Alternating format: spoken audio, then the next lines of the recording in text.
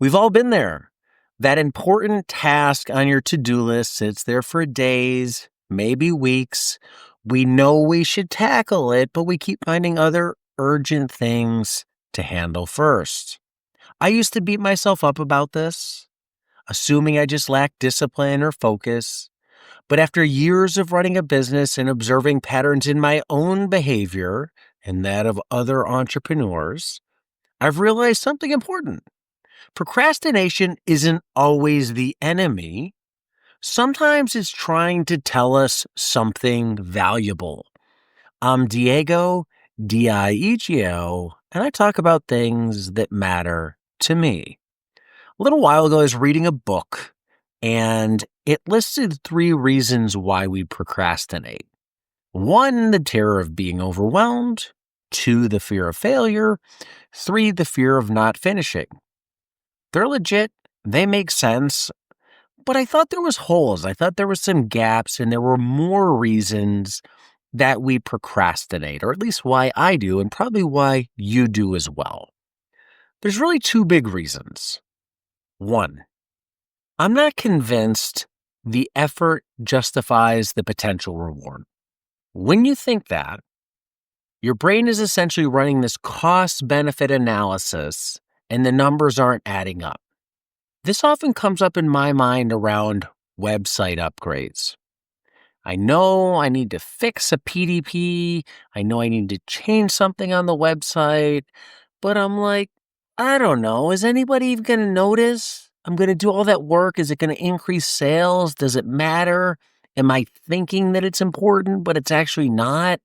I'm going to spend all this time, work to learn it, to do it.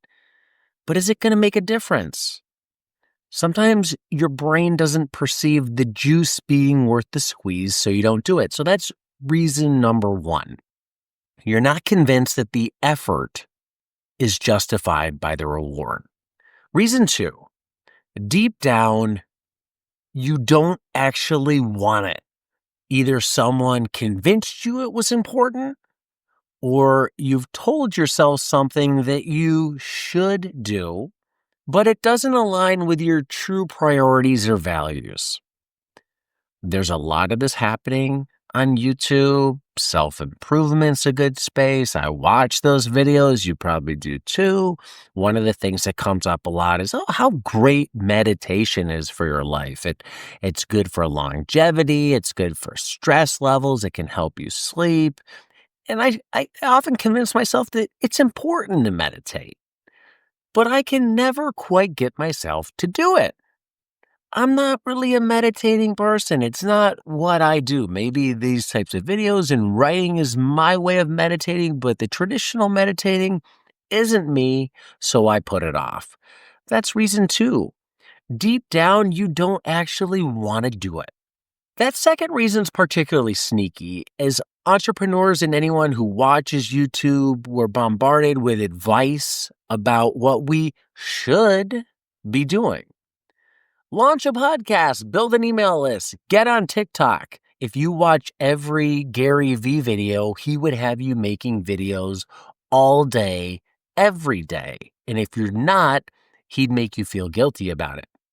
And all that external noise that you get from yourself or from outside makes it easy to lose touch with your own internal compass. Because there's a cost benefit around this. Research from the field of behavioral economics shows that we're wired to avoid uncertain outcomes.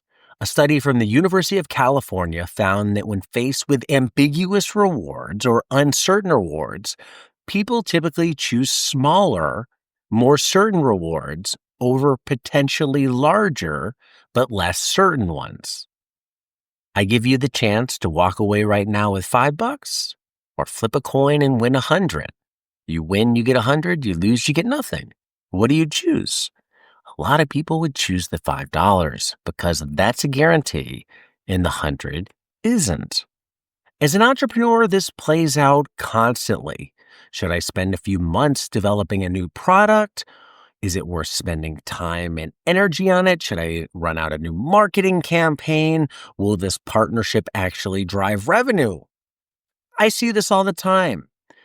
The projects that stall for me are the ones that I'm not so sure about, not the ones that I'm the least interested in. They're the ones that I'm the least sure about.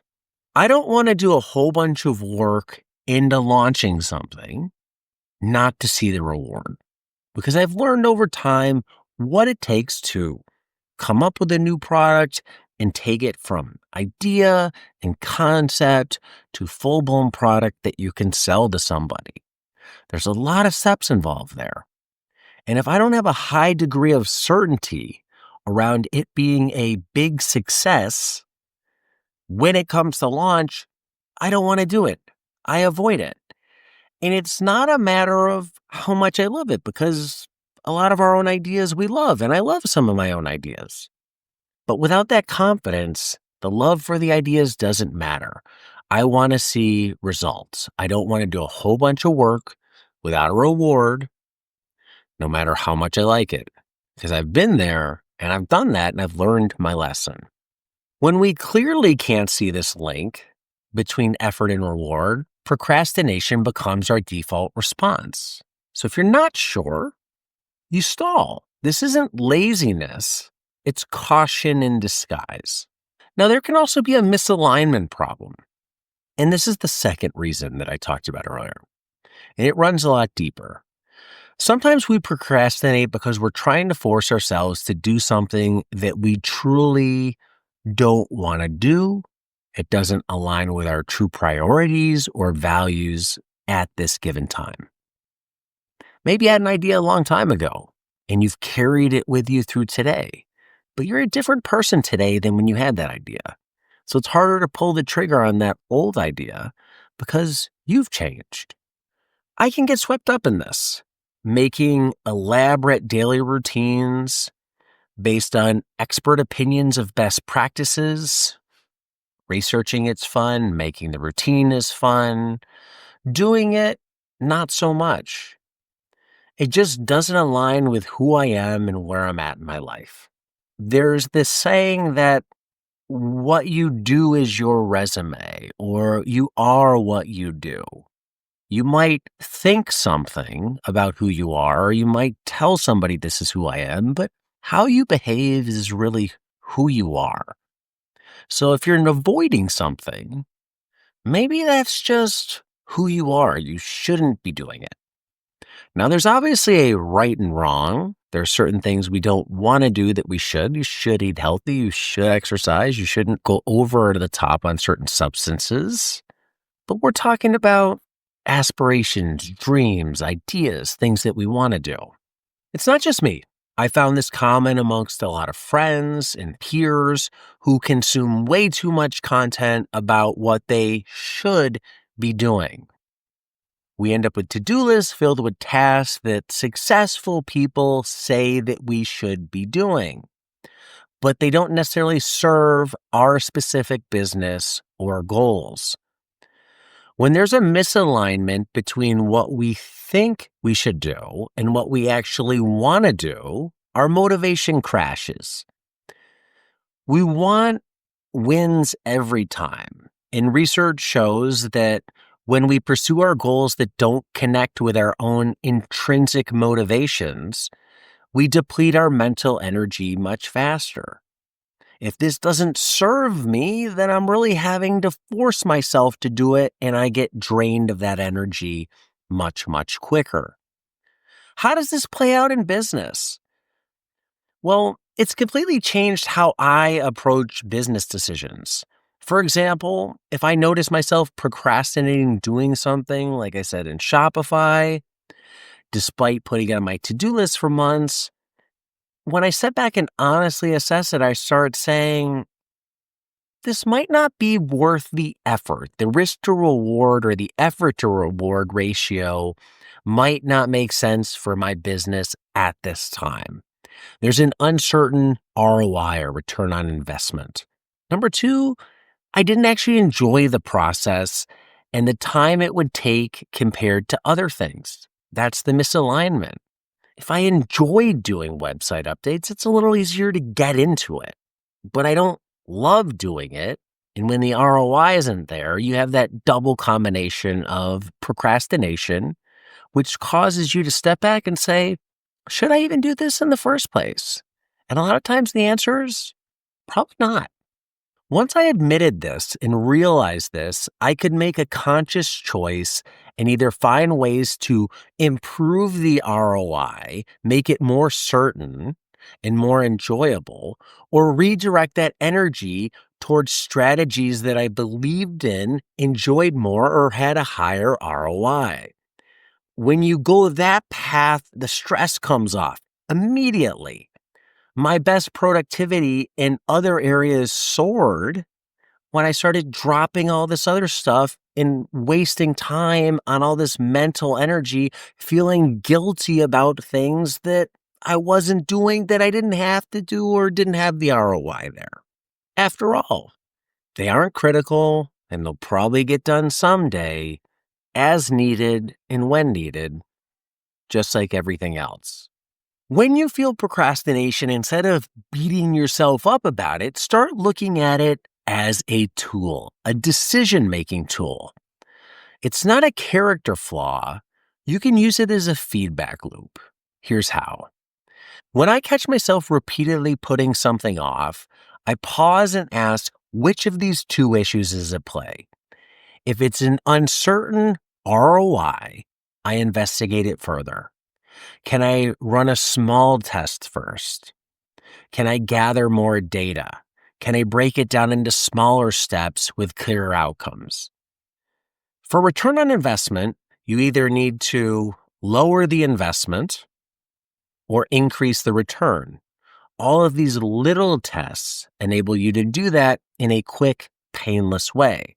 So that big project that didn't have an amazing ROI suddenly gets chunked up into small tests that have a much better, more quantifiable ROI. And then you decide, do I go all in on this? The second way, if it's misalignment, you gotta be honest with yourself. Why did I put this on my list in the first place? Like meditation, do I really want to do this? I feel guilty about not meditating. But do I want to be a meditative person or a meditating person? I don't want to be. So why is it on the list? And whose voice am I hearing when someone says I should do this? Is it Tim Ferriss or Andrew Huberman or somebody else I picture on my shoulder saying, hey, you should really do this. It's beneficial. Or is it me on my shoulder saying, you should do this because it matters to you and because you fully believe in it? If it's somebody else's voice, even if you respect that voice and you trust it and their knowledge is 100% impeccable, it's gotta matter to you. When you look at procrastination through these two lenses, it turns it from a productivity killer into a powerful decision-making filter. If you want to put this into action, here are 3 things that you can do this week. 1, conduct a procrastination audit. Identify 3 tasks that you've been putting off for at least 2 weeks. For each one, determine whether you're dealing with an uncertain ROI or misalignment. Evaluate, be brutally honest with yourself, and decide, where does this fit? Why am I procrastinating here? 2, run a micro test. For one task with uncertain ROI, design a small, low-resource test that can provide more clarity about potential outcomes. This might be sending a survey to some people, creating a simple landing page, or spending a few hours with a prototype. Instead of having an ROI that doesn't balance, lower the investment so the return can be much lower and it can look more attractive. Number 3, implement a hell yeah or no filter. A lot of people have probably heard about this, but for the next week, before adding anything to your to-do list, ask yourself, am I genuinely excited about this? Or does it clearly serve my business goals? If the answer is a strong yes or a hell yes to either question, then it's a yes. If it's not, it's a no. Then step back, look at how you're making decisions and start to see if there's patterns. Are you doing stuff that doesn't align? Are you ROI's out of whack. Instead of beating yourself up about just being a procrastinator, maybe you're just making the wrong decisions about what you should be doing in the first place. Remember, your time and energy are your most valuable resources as an entrepreneur. Using procrastination as intelligence rather than fighting it as a weakness in your decision-making process could be the upgrade that you need for your life and for your business. What task have you been procrastinating on that might be trying to tell you something important about yourself and how your mind works? If you enjoyed this video, have questions, leave them in the comments below. If you want to sign up for my newsletter, Seeding Thoughts, where I write about this type of thing, you can do so using the link below. Thanks for watching. Until next time, be nice, be thankful, and do the work.